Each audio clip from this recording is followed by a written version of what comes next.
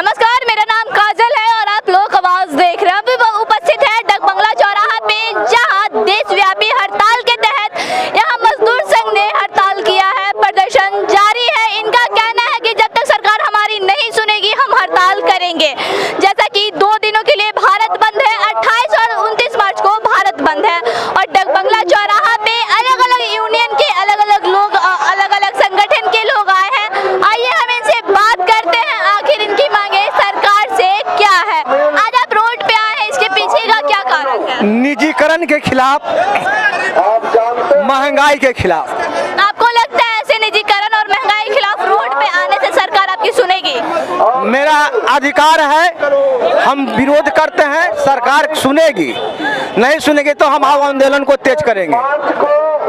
इनका कहना है कि इनका अधिकार है, ये आंदोलन करेंगे। अगर सरकार नहीं सुनेगी तो आंदोलन आगे बढ़ाएंगे। आप लोग आज सड़क पे आई हैं, इसके पीछे का क्या कारण है? एक्टू समेत 10 ट्रेड यूनियनों की आज राष्ट्रीय 28-29 को 2 दिवसीय राष्ट्रीय हड़ताल है और हमारी मांग है कि जो 4 श्रम कोड है सरकार ने मजदूरों के ऊपर गुलामी थोप दी है, उसको वापस लिया जाए, महंगाई पर रोक लगाई जाए।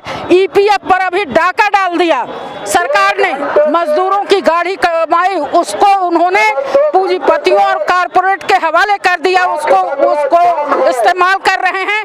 ये सब जो मजदूर विरोधी, महिला विरोधी नीतियां हैं, उस पर रोक लगे। जैसा कि आपने कहा महिला विरोधी नीतियां हैं, लेकिन सरकार तो बोलती है कि महिलाओं की सरकार। सुनिए ना, मेरी बात सुनिए।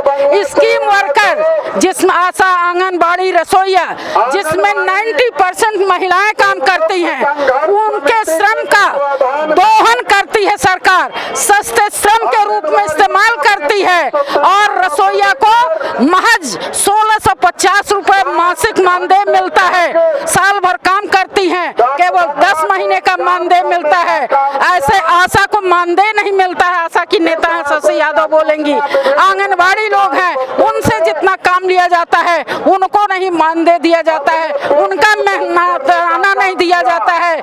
इस तरह से आर्थिक, शारीरिक, मानसिक शोषण करती है सरकार। कोरोना काल में उसने इन आशा, आंगनबाड़ी सबको और रसोईया को कोरोना वॉरियर्स कहा, लेकिन उनको न मानदेय दिया न पैसा दिया। वो जो मर गई तो उन्होंने मुआवजा तक नहीं दिया, उनको सुविधाएं नहीं दी। इस तरह से ये सरकार घोर महिला विरोधी है। लेकिन सरकार तो कहती है कि महिलाओं की सरकार है। सरकार कहने और उसके होने में बहुत अंतर है। अगर कुछ सरकार कहती है तो उसको उलट लीजिए आप। जैसे कहती है हम बहुत रोजगार दे रहे हैं, लेकिन कितना रोजगार में नियुक्ति किया है? वो तो कह के आई थी कि हम 2 करोड़ रोजगार देंगे। कितना रोजगार दे रही हैं? केवल माथा फोड़ रही है डंड मार करके।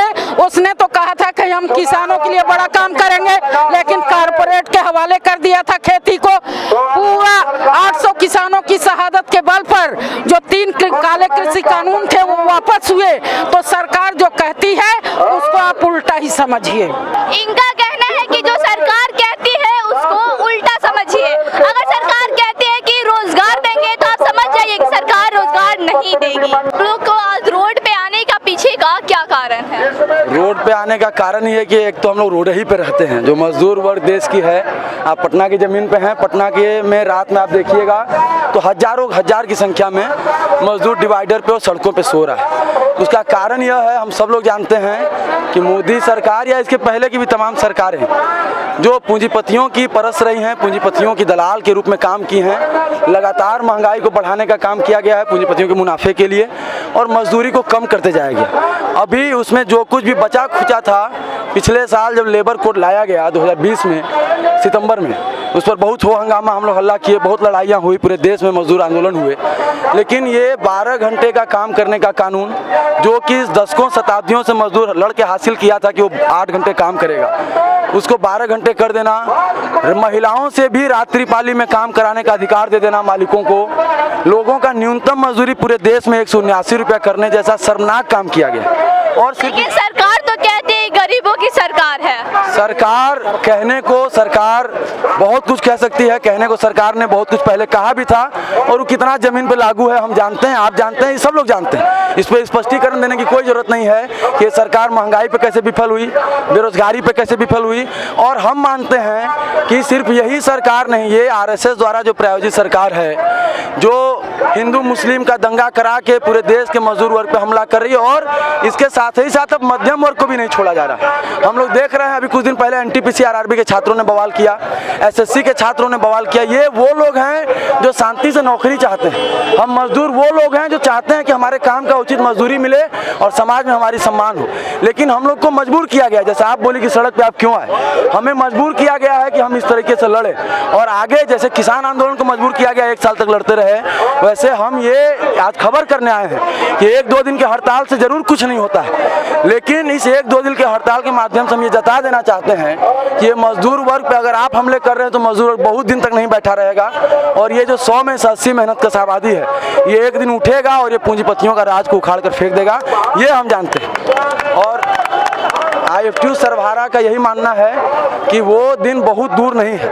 आप लगातार जो निजीकरण करते जा रहे हैं, जो पूंजीपतियों के हाथ में सारी सरकारी संपत्तियां, जनता की संपत्तियों को बेचते जा रहे हैं, वो बहुत दिन तक नहीं चलेगा। और ये मजदूरों पे जो मार करके और फांसीवाद के आड़ में, हिटलर शाही के आड़ में, धर्म जाति के आड़ में अगर आप बचना चाहते हैं तो ये बहुत दिनों तक नहीं चलेगा। और ये मजदूर वर्ग जल्द ही ये आरएसएस की सरकार और उसके साथ पूरे पूंजीवादी व्यवस्था को उखाड़ फेंकने के लिए तैयार है। इनका कहना